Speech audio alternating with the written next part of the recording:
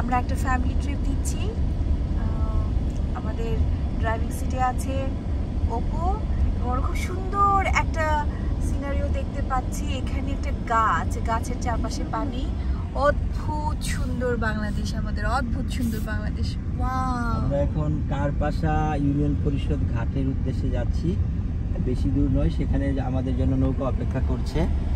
আমরা তারপর নৌকা করে আরো ভিতরে ঢুকবো আমাদের আত্মীয় বাড়ি।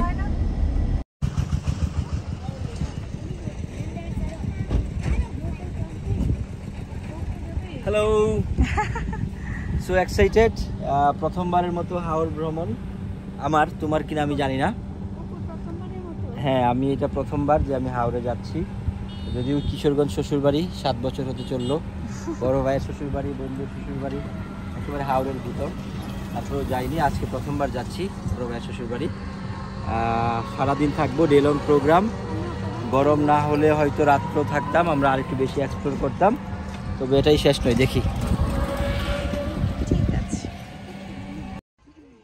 বাহ, কি সুন্দর সগৌরবে দাঁড়িয়ে আছে।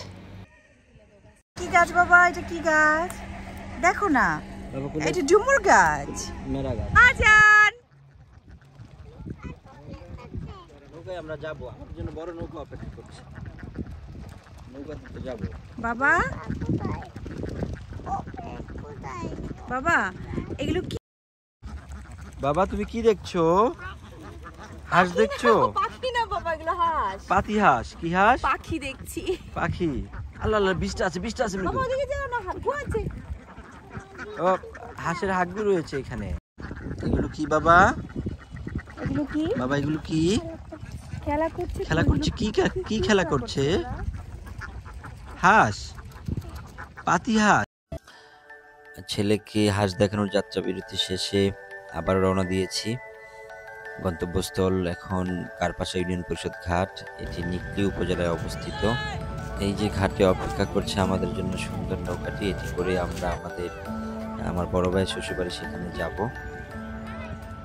আঙ্কেল, গরম কেমন? ও আঙ্কেল, গরম কেমন? গরম নাই? Uncle disturbed.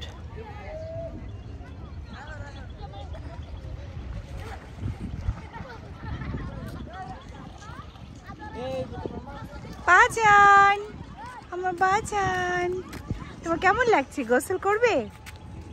করবে, এই যে বাবুদের মতো গোসল করবে। তার সাথী পাইছে ওই জায়গায়। তোমরা কেমন আছো? গোসলটা ভালো হয়েছে?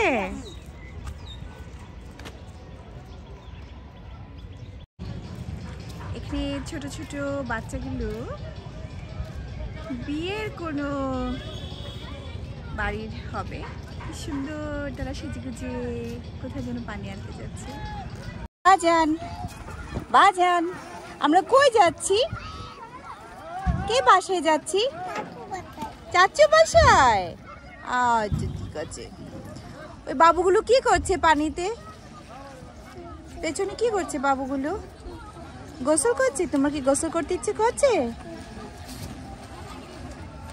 আমরা কারপাশা ইউনিয়ন পরিষদ ঘাট থেকে আমাদের নৌকায় উঠলাম।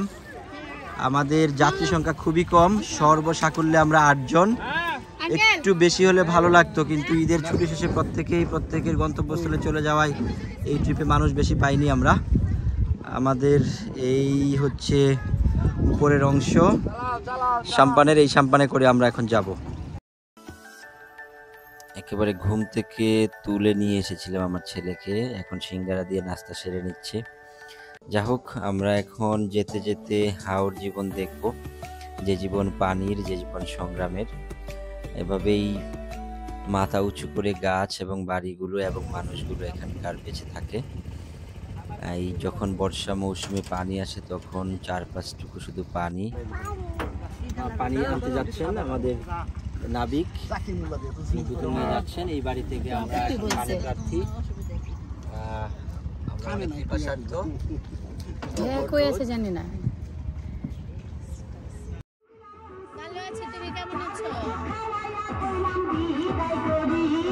আচ্ছা, তাহলে তোমার আপুকে দাও তো একটু।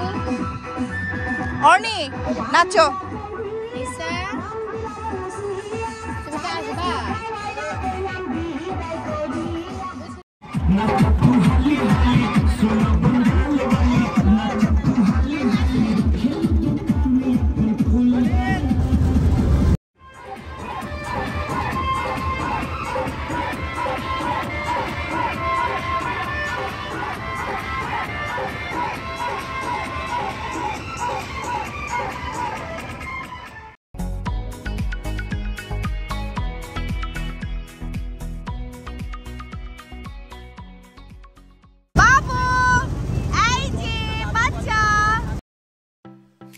বাবু, বাচ্চা না জীবন যুদ্ধে এক দক্ষ নাবিক, কি বলবে তুমি তাদের?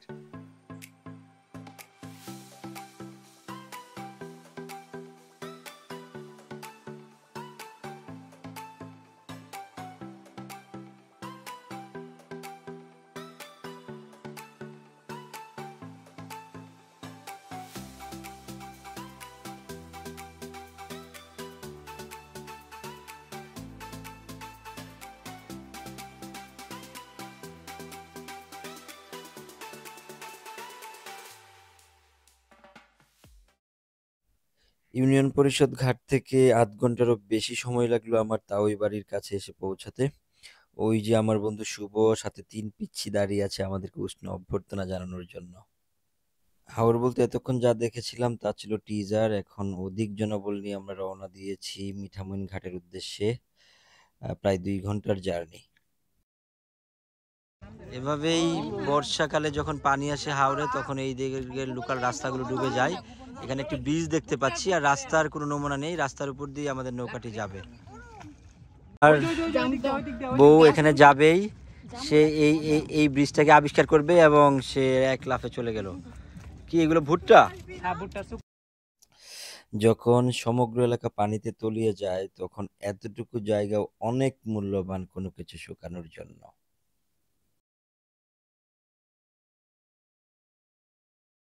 ওই দূরে একটি বিয়ে বাড়ি দেখা যাচ্ছে, এবং খুবই ইন্টারেস্টিং বিষয় একটা, বিয়ে বাড়ির যে গেটটি সেটি মাটিতে নয়, যেন পানির উপর গেটটি দাঁড়িয়ে আছে।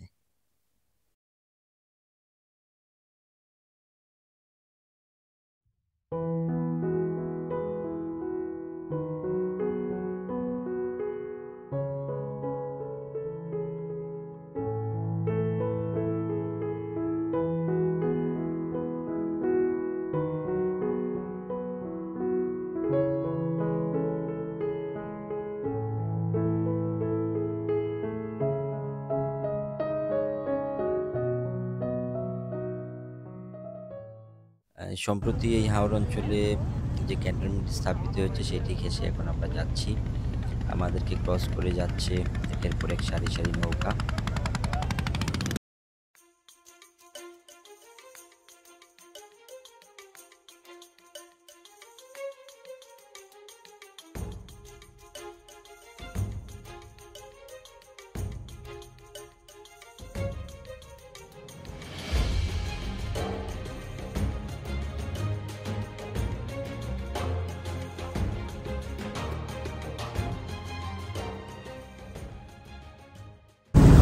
প্রায় ১ ঘন্টার জার্নি শেষ করে আমরা মিঠামইন ঘাটের একেবারে সন্নিকটে চলে এসেছি। ঘাটে সারি সারি নৌকা বা লঞ্চ যাই বলি না কেন আমরা, এগুলো সুন্দর করে সাজানো রয়েছে বাহারি রঙের। আমরা আর ২-৪-৫ মিনিটের মাঝে হয়তো পৌঁছে যাব ঘাটে। ঘাট থেকে আমরা যাব এখান থেকে অষ্টগ্রাম, সেখানে আমরা অষ্টগ্রামের বিখ্যাত রসমালাই এক্সপ্লোর করব।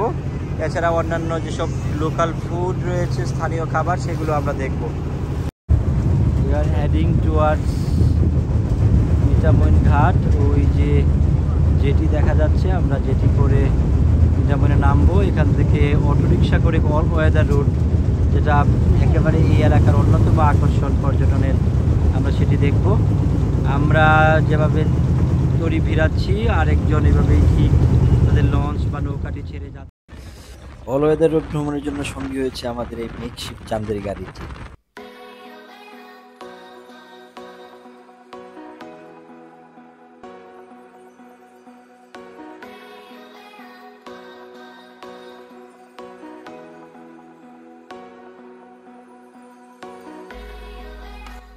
পরিবেশগত প্রভাব নিয়ে বিতর্ক থাকতেই পারে, তবে এই হাওর অঞ্চলের মানুষের জন্য এটা যে কত বড় আশীর্বাদ, সেটা এই অঞ্চলে না গেলে দেখে বোঝা সম্ভব না। আর এই জন্যই বোধ করি এই রাস্তাটি রক্ষার জন্য স্টিল স্ট্রাকচারগুলো দুপাশে দেয়া। এখন যেখানে বসে আছি সেখান থেকে অষ্টগ্রামের দূরত্ব প্রায় ৫ কিলোমিটার। আমাদের মেকশিফট চান্দের গাড়ি নষ্ট হয়ে গিয়েছে, আমরা আরেকটি গাড়ির জন্য ফোন দিয়েছি। বলা যায় কাজ নাই খইবাজ, সময় পার করা। তবে সুন্দর পরিবেশ, একটি সুন্দর ব্রিজের পাশেই আমাদের গাড়ি নষ্ট হয়েছে। আমাদের সামনের গাড়ি, প্রথম যে গাড়িটি সেটি নষ্ট হয়ে যাওয়ার পর অবশেষে আমরা আরেকটি গাড়ি আনতে পারলাম ফোন দিয়ে। আমরা এখন আবার গাড়িতে উঠবো, প্রত্যেকেই ধীরে ধীরে গাড়িতে উঠছে। প্রায় দীর্ঘক্ষণ বসলাম, শফিক কাকার ভাষ্য মতে প্রায় 2 ঘন্টা, যদিও সেটা অনধিক 20 মিনিট হবে। অষ্টগ্রাম যাওয়ার পর সেখানে রসমালাই খেয়েছি, আমরা প্রত্যেকে একটু ফ্রেশও হয়েছি। আশপাশটা দেখার পর এখন মাগরিবের পর রওনা দিয়েছি, এবার ফেরার পালা। আবার যাব মিঠামইন ঘাটে, সেখানে আমাদের জন্য আমাদের নৌকাটি অপেক্ষা করছে। এখানকার নিয়ম অনুযায়ী সন্ধ্যার পর হাওরে কোনো নৌকা চলতে দেওয়া হয় না। আমাদের মাঝি ভাই বারবার ফোন দিচ্ছেন। নৌকায় উঠতে উঠতে একেবারেই অন্ধকার, বোধ করি বিষয়টা ভালো হলো না। সাথে ছোট বাচ্চা, আমাদের পরিবার পরিজন অনেক সদস্য, কতটা নিরাপদ জানি না। তবে এই চাঁদ যেন আশীর্বাদ হয়ে এলো, শুধু আশীর্বাদ না, এই চাঁদনি পশর রাতে হাওরের বুকে ভেসে থাকা, এটা যে কত আনন্দের এবং এটা যে কত পরম সৌভাগ্যের, সেটা এরকম একটি রাত পেলেই বোঝা যায়। আসলে স্রষ্টাকে অসংখ্য ধন্যবাদ, এইরকম একটি চমৎকার পরিবেশ, স্রষ্টার সৃষ্টি, একটি সুন্দর দিন গেল পরিবার পরিজনের সাথে। বিদায় নেওয়ার মুহূর্তে একটি কথাই বলতে পারি, আমাদের এই জীবন সুন্দর, সুন্দর এই বেঁচে থাকা। দেখা হবে আবার, ধন্যবাদ।